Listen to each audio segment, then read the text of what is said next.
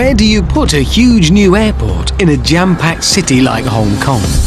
The solution called for one of the biggest construction projects of the 20th century. Just how crazy would you have to be to build one of the world's busiest airports here, right in the middle of the sea and in the heart of a typhoon zone? It's a crazy idea that only became this due to some clever engineering know-how. Know-how that just wouldn't have been possible without a World War II bomber. Oh my word! A Cold War spy bug. Come here. An 800-year-old water pump. A brass band. And a vintage racing car. Oh dear.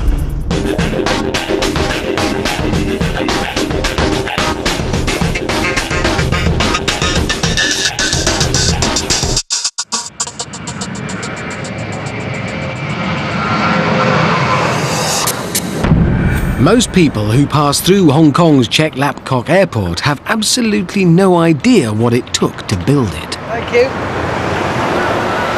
15 years ago, I couldn't have done this. Well, not without a wetsuit.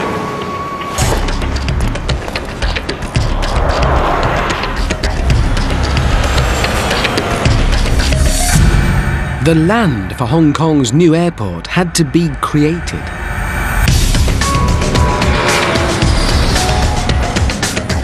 It was one of the biggest reclamation projects of the 20th century. And it couldn't have been done without a 13th century water pump. That land wasn't there. The roads, the runways, the buildings, the aircraft, none of it. It was all just sea.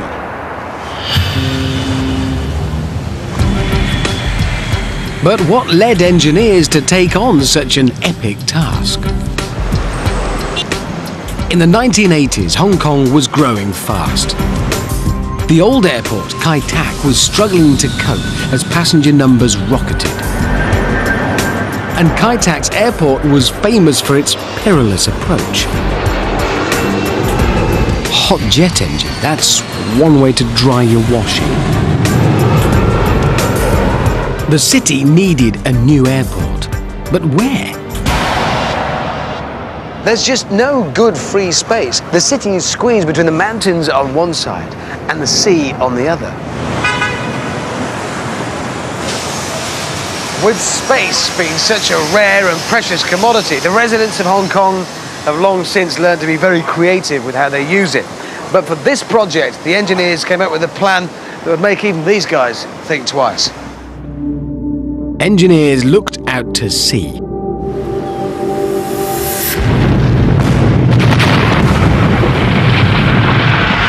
They set about blasting and levelling two islands off the coast of Hong Kong, Chek Lap Kok and Lam Chau. The plan was to join them and create one big island out of the blasted rock. Except the seabed between the islands was soft marine clay up to 20 meters deep. The island needed a firm foundation, so they had to get rid of the clay. All of it. Engineers called in the world's largest fleet of dredger ships to suck it all up. The dredgers work like giant vacuum cleaners, and they rely on a connection that was invented in what is now Turkey 800 years ago. Back then, the ruler wanted to turn arid land above a river into lush green fields. It sounds like the beginning of some fantastic ancient fairy tale. You know the kind of thing. Whoever manages this incredible feat gets the hand of the king's daughter in marriage, or is banished forever if they mess it up.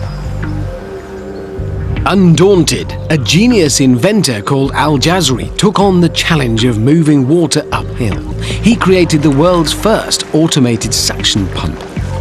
Professor Al-Hassani is an expert in ancient technologies. So this is the resulting, well, not this exact one, obviously this is a replica. So what is it?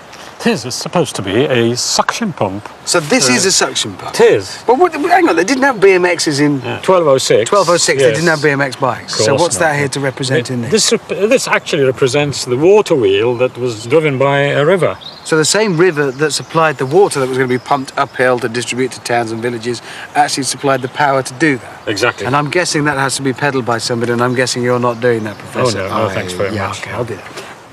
The last thing I was expecting this morning was a workout.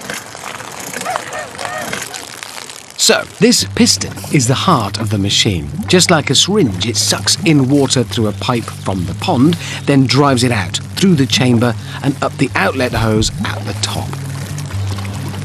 The flap valves mean the water can only go in one direction, upwards. And if you can suck up water, you can suck up mud. You'll see that now it's clear water coming out and being pumped. But as we disturb the soil in the riverbed, then the sediments will go up with the water, and hence we have the beginning of dredging. What was good for Al Jazri in the 13th century was good for Hong Kong in the late 20th.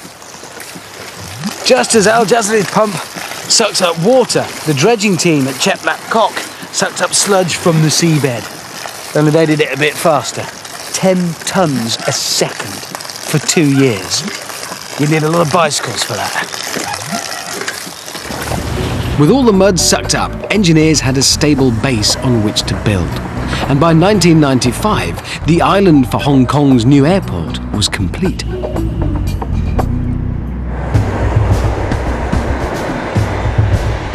Building Hong Kong International Airport in the South China Sea solved the problem of space, but an airport at sea would expose aircraft to some dangerous weather. Hong Kong International Airport sits in the pathway of deadly typhoons. But meteorologists can easily see a typhoon hundreds of kilometers wide as it races in. It was, in fact, an invisible threat to planes that airport designers really worried about. There is another kind of weather that can ambush unwary pilots, and it can be lethal for planes precisely because it is less predictable. It's wind shear. Wind shear is any localized change in wind speed, and Hong Kong International Airport is located in a high-risk zone.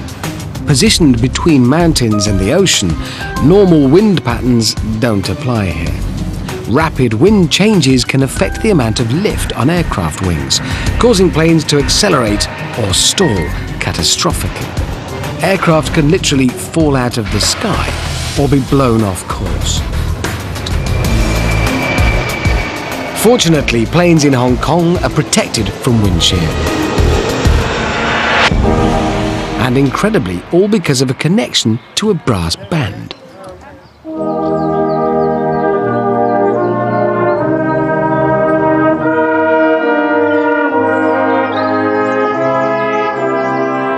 A scientist called Christophorus Boyce-Ballot asked a brass band to help him test Christian Doppler's revolutionary theory that you can detect if something is moving towards you or away from you by measuring a change in frequency.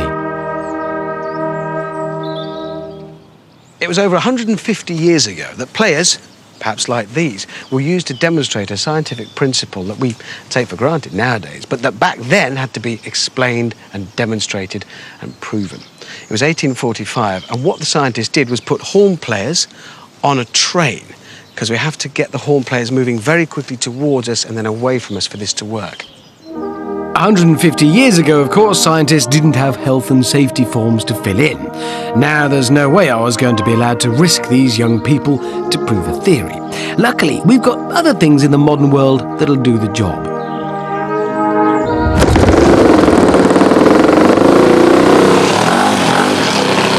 It doesn't play a tune, but it does make noise, and it moves fast. Now listen carefully to the sound of the engine.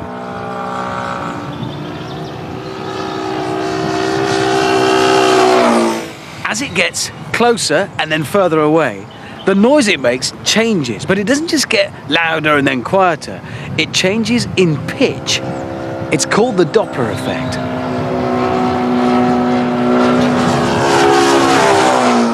It works like this. the plane produces sound waves. When it travels towards us, the waves bunch closer together, changing frequency and creating a higher pitched sound.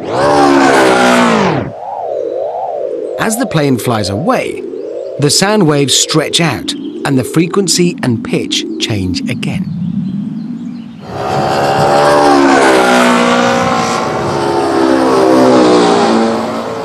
But what does the Doppler effect or Doppler shift have to do with detecting wind shear, those fast, potentially deadly, invisible currents of air?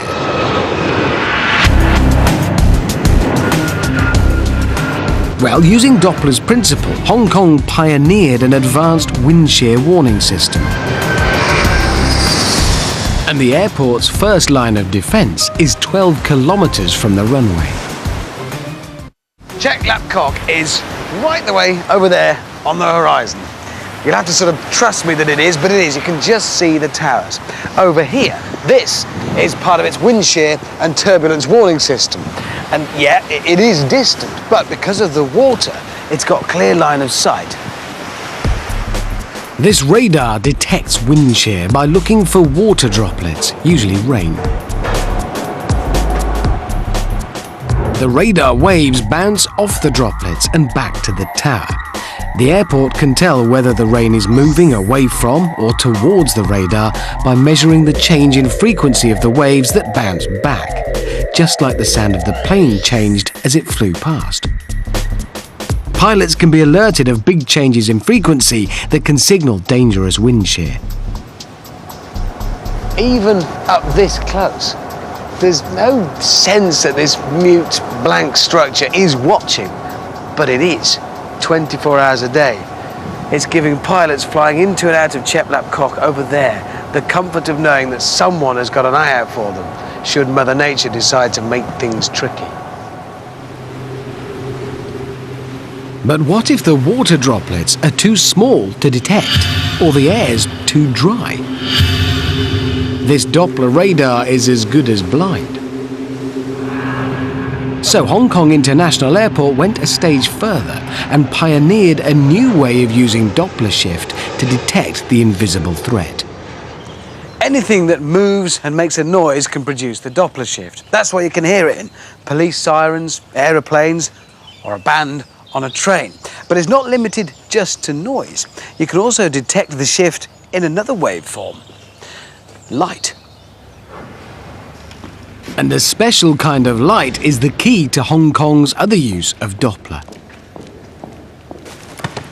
Right, a little experiment, I think. What I want to try and do is detect, see, wind shear. What I have here, obviously, is an enormous fan. Now, I know that that fan's on and creating a continuous stream of current of air because I just switched it on. But what if there was no fan and you couldn't tell? How would you know that stream of air was there? Because, well, you can't see it.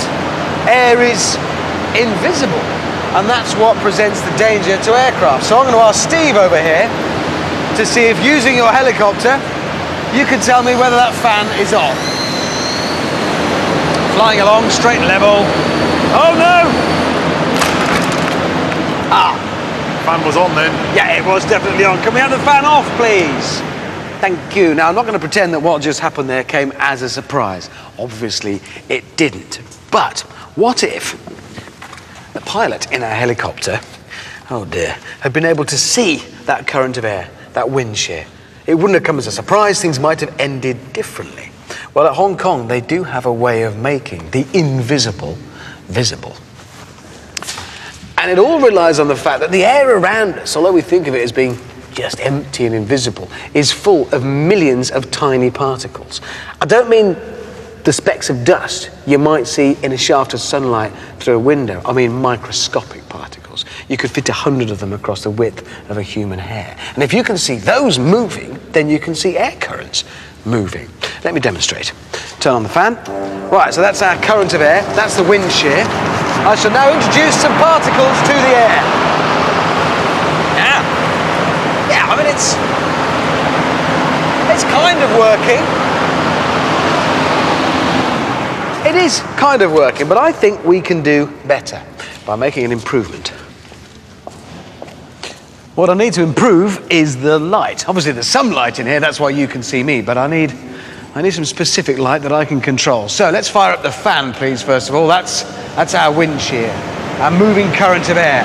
Now introduce, if you will, the microscopic particles. Well, the flour. I can't really make out anything in there, but if I shine the light from this torch, all of a sudden, where the light is reflected back off those moving particles, I can see it. If I turn it off, really nothing at all. With the light, you can see those particles moving. And that's how they do it at Hong Kong. Let's cut the fan, please. Obviously, they don't have people wandering around with big bags of flour to introduce particles into the air. They're already there. It's those microscopic particles, remember, that are all around us. And they don't use torches. They use lasers, but it's still light. And it's from this unassuming box on the airport roof that the light comes. It's a laser called LiDAR. I'm taking a look inside with airport meteorologist Mr. Chan. Wow, sort of electric shed.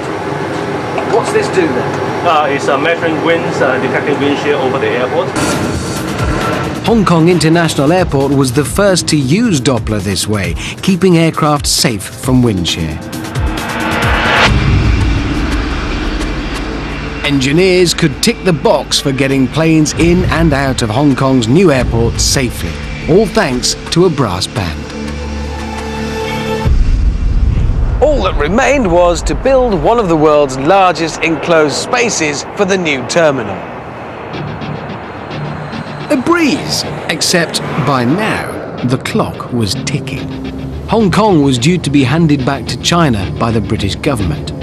The project had to be completed before the handover, giving the engineers just 3 years to build one of the world's biggest airports. But the fast approaching deadline wasn't the engineers' only problem.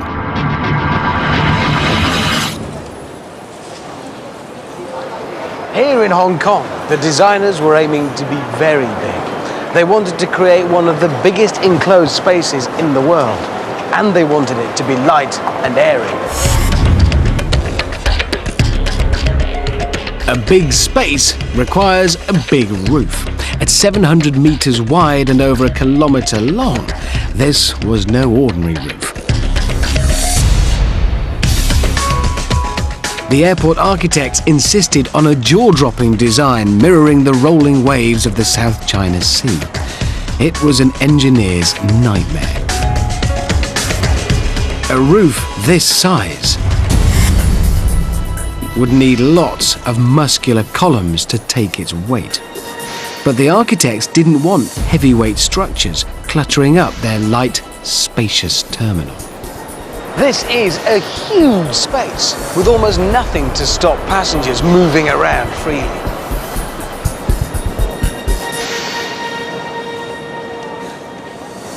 This is one of the pillars holding up the roof. The next one is all the way over there. And in the other direction, it's all the way over there. Those are huge spans. So how do such a small number of thin columns support a big roof? The answer? Make the roof really light. Only trouble is, a light roof isn't usually strong.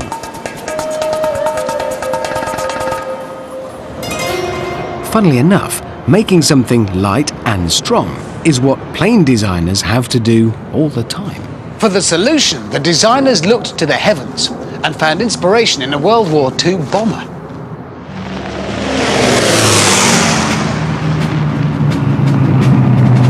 It's the Wellington, a twin-engine British bomber used for nighttime raids over Germany in the Second World War. The crucial thing about the airframe was its strength. British engineer Barnes Wallis had found a revolutionary way of making a frame light and strong. It looks more holes than metal, and the secret was in the way he arranged the material.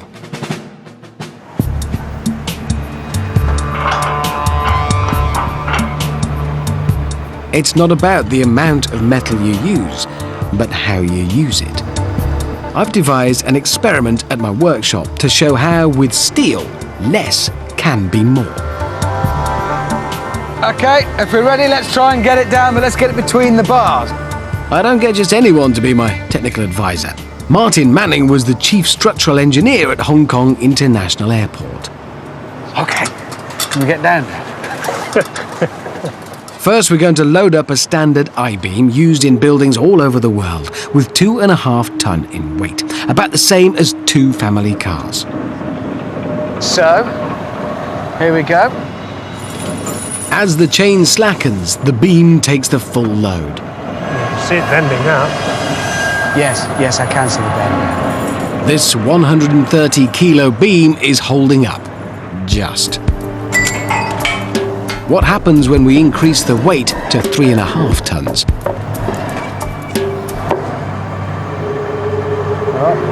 Here we go. So, let's slacken her off and have a look. Take the load off the crane. So when the chains start to go slack... There you go. My word, that is not Don't- liking it at all. Don't take it any further. That's failed, isn't it? That's Yeah. broken. That is seriously broken. That never even got near it. The steel beam fails completely at 3.5 tons.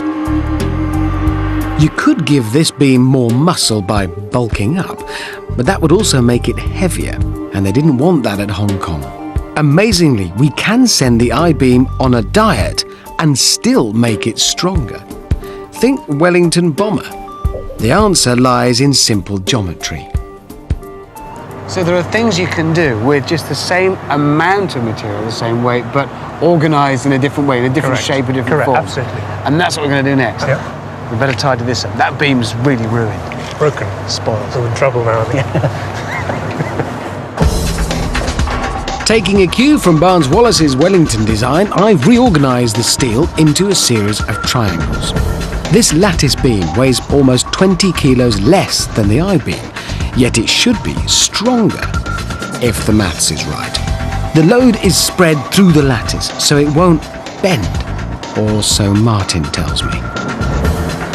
And you think this will be stronger? Just because of the shape, the arrangement? I'm going to test Martin's confidence and load it with a much heavier weight. Right, let's have the lot on. All of it. We're loading up every slab we can find.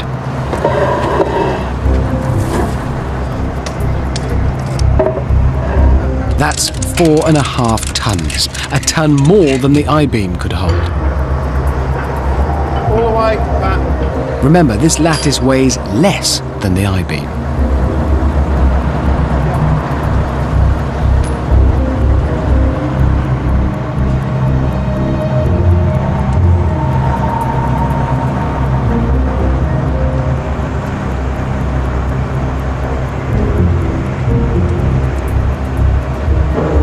Okay, Settling. It's down. So if you watch it slacken off, now at this point, the I-beam just folded. Look at that. That's not moved at all. There we are. No. That's 4 tons of concrete and half ton of steel. And that's now happily supporting, what, 4.5 tons? And it's not even, that's content. Yeah, that's quite content. The other one easily failed at 3.5. So say it was safe at 2 3/4, say. So it's nearly twice the load. And it couldn't be any clearer, could it?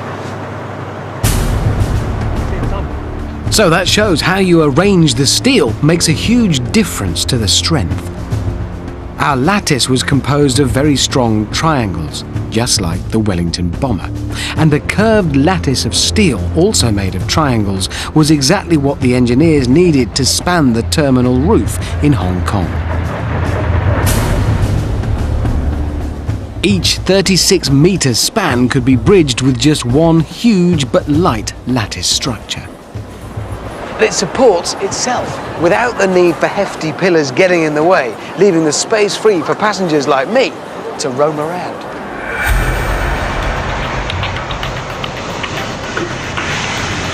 But of course, the building is just the shell for the business of getting passengers onto planes. Next, you need the stuff inside that makes it work, stuff like baggage handling.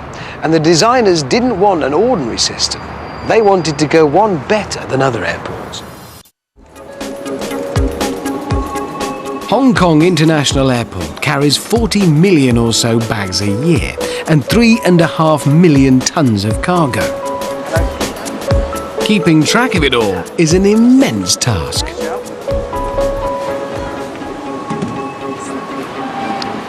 When you check in for a flight, you really want to be confident that your bags are going to come off the same aeroplane as you at the other end of your journey. And clearly, the designers here at Hong Kong Airport realise just how much having that confidence matters for passengers. Airports around the globe rely on barcodes to identify a bag's destination and owner. But barcodes have a success rate of only 85%. That means Hong Kong could lose 6 million bags a year, not counting 500,000 tons of cargo. That'd be a long queue at the lost luggage counter. The designers wanted to do better, so engineers had to pioneer a more advanced system. They wanted technology that allowed bags to be scanned at a distance and with greater accuracy. And they turned to a Cold War device for inspiration. Moscow, 1952. A security sweep revealed a bug at the American embassy, hidden in a replica of the Great Seal presented by the Russians over 6 years before. It was a revolutionary passive device operating without any kind of internal power supply. Baffled, the CIA called it the Thing. But with no sign of a battery to power the bug, how was the signal being transmitted? The answer provided the solution to creating Hong Kong's new baggage handling system. When a Russian spy fired a specific radio frequency at the Thing, it powered up the microphone and broadcast the ambassador's secrets. And a similar passive device sorts luggage in Hong Kong. But how?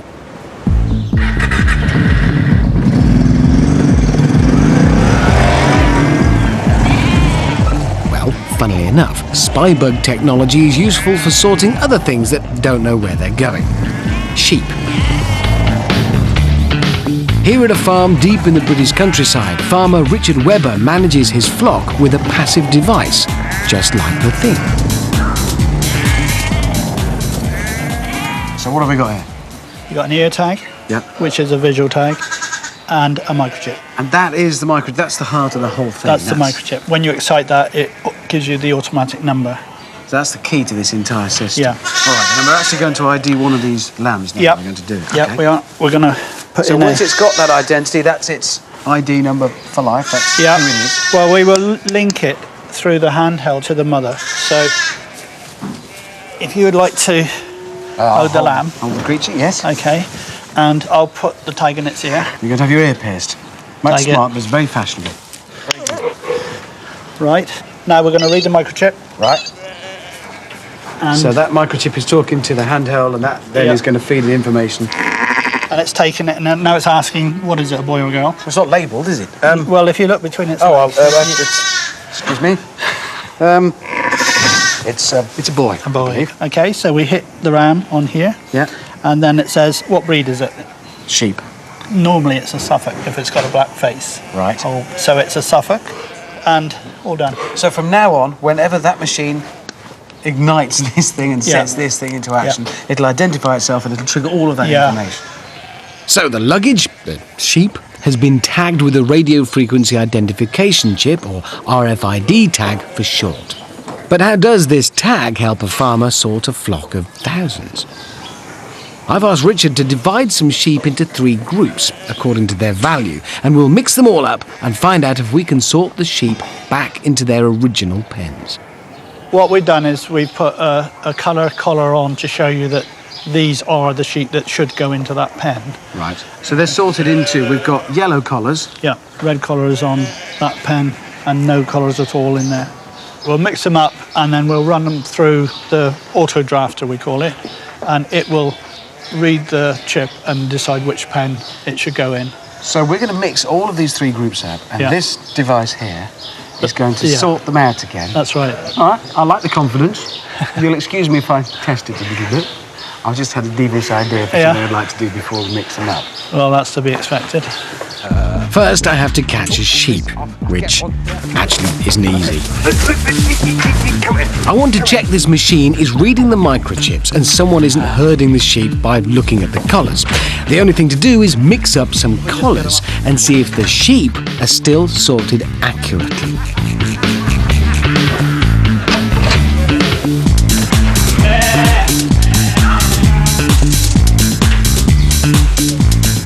So where's a sheepdog when you need one? I don't want to go in, Richard. Well, they make a noise like a stick. I don't make a noise like a stick. A stick doesn't make a noise, does it? Right, that's the 3 groups, thoroughly mixed, and now we're going to sort them. Yep. I'm guessing with this. Yep. Okay. Here we go. It's a yellow collar. Now, if it's a genuine yellow collar sheep, it should go straight on. One door shut, and the other one opens, and it sent that one straight ahead. Yep. This is sort of hypnotic, watching it sort.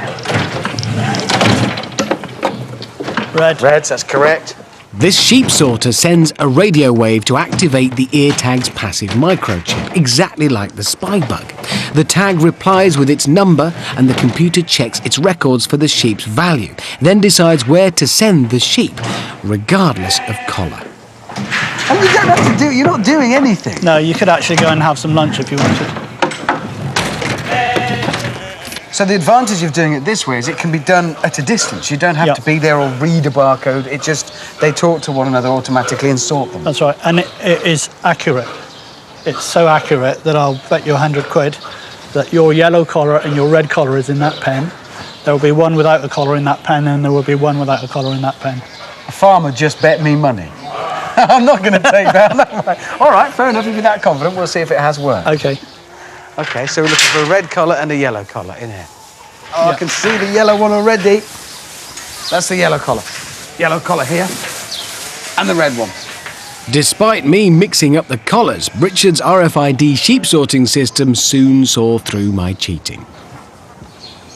So it's all about information and it's all about readability. And, well, it's a system very much like this, though without the lambs in it, obviously, that allows them to handle the baggage at Hong Kong International Airport without actually handling it. Hong Kong was one of the first airports to replace barcodes with RFID tags to track bags, thanks to Soviet spies. The luggage can be sorted accurately at high speed. 40,000 every 24 hours getting to the right plane 97% of the time.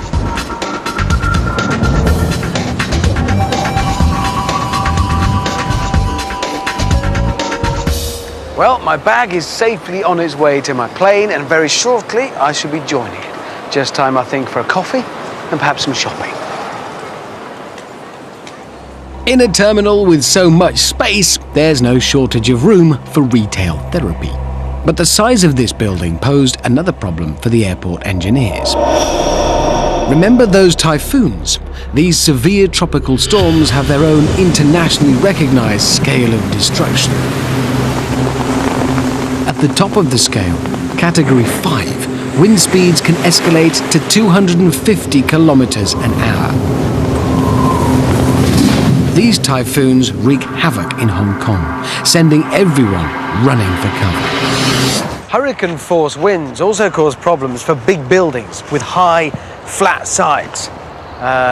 Exactly like this one, then. To protect Hong Kong's new airport from destruction, engineers looked to another type of transport and found the answer in a 1930s racing car. Engineers knew the solution had to be strong enough to keep the building together, but just how strong did it have to be? Thinking about the kinds of pressures these buildings have to stand up to. And we could look at the numbers all day long, but how do they actually feel? What happens? Well, to find out about that, I've come to the one place where I can be in control of the weather. A wind tunnel. A really, really big wind tunnel. I've asked engineer David Wayne to let me play in his expensive wind tunnel.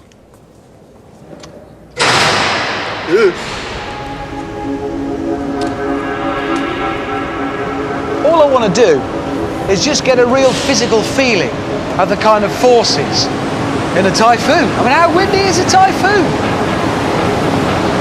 130 kilometres, 80 miles an hour. I mean, it's breezy, but how windy is it, really? And why did they put a mattress strapped to the floor immediately behind me? Okay, that's breezy.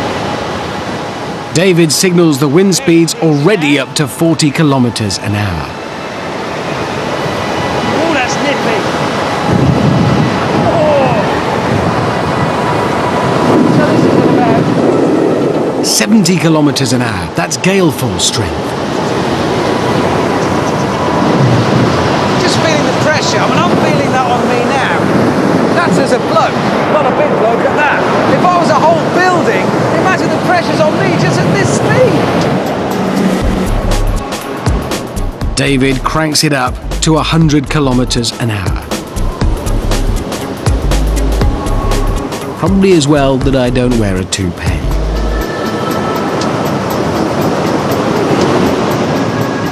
It's not long before we're hitting 112 kilometres an hour.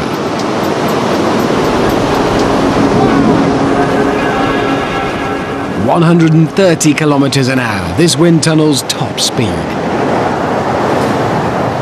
This is equivalent to a Category 1 typhoon. Just imagine a Category 5, almost double this speed.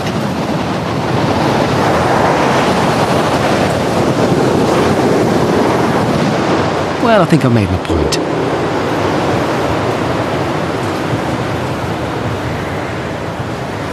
Yeah.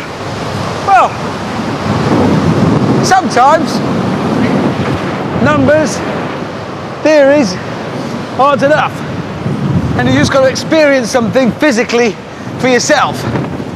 And all I learnt there was wind